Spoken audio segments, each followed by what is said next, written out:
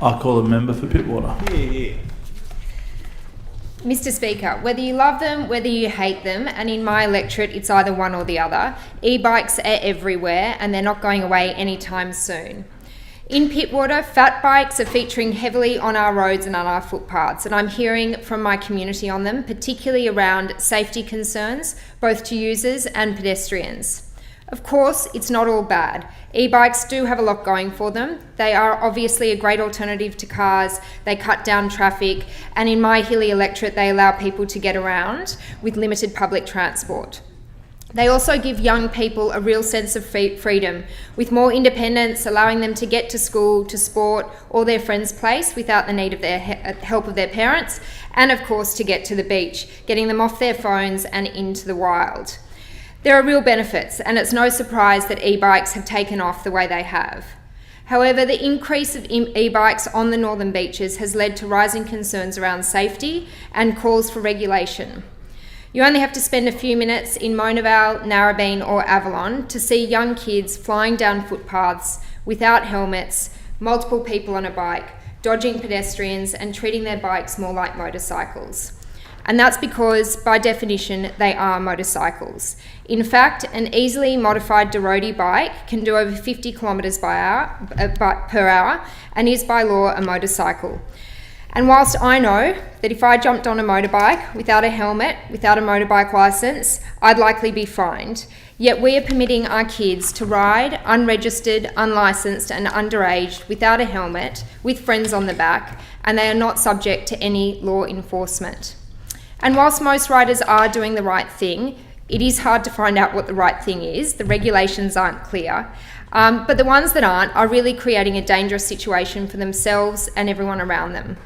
There has been a recent New South Wales parliamentary inquiry into e-mobility, which has made recommendations. We're waiting for the government to respond to those recommendations, although I will note that the e-mobility action plan has been released and was released ahead of those findings. Those recommendations are welcome. They include a strict speed limit of 15 kilometres per hour on footpaths, third-party insurance, licence requirements and better definitions for bikes, e-bikes, e-scooters and so forth. They also have suggested the need for a public awareness campaign, and also I note that in my electorate the council has been very good in leading Australia's first awareness campaign. However, it's been, dare I say it, quite ineffective. I do want to put the government on notice that I believe that we will have a death, most likely of a child or elderly person, hit by an e-bike in the near future in my area. We have had serious accidents. In fact, only this weekend, or in the last few days, 2 boys in my electorate were taken to the Children's Hospital. One was a 9-year-old boy not wearing a helmet, knocked unconscious. Earlier this year, we've seen serious injuries in neighbouring suburbs and electorates of Manly, and last year a 14-year-old boy was hit by an e-bike while walking with his mother in Frenchs Forest. I've been inundated with messages, particularly from elderly constituents who no longer feel safe on footpaths, and some who have nearly been hit. We need better regulation and rules in place, and right now too many people feel that they can get away with anything with hardly any enforcement.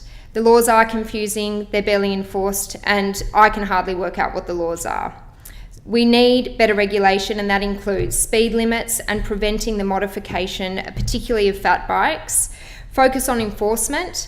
We already have helmet laws, we already have motorcycle laws. They're not being enforced when it comes to the fat bikes, and this needs to change. And dare I say it, maybe a few confiscations will make magic happen.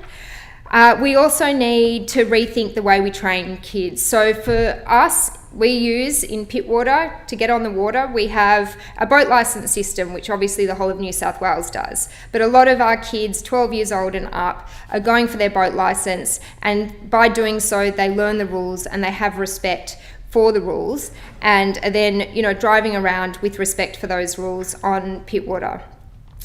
Something similar for e-bikes would be welcome. We also need to consider licensing of the bikes themselves and insurance, because accidents will happen.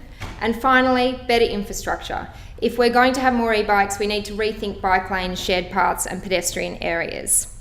E-bikes, particularly fat bikes, their uptake will increase and continue to rise. And so we need to regulate now, Set the rules, teach the rules, and enforce the rules, and make sure we get the balance right.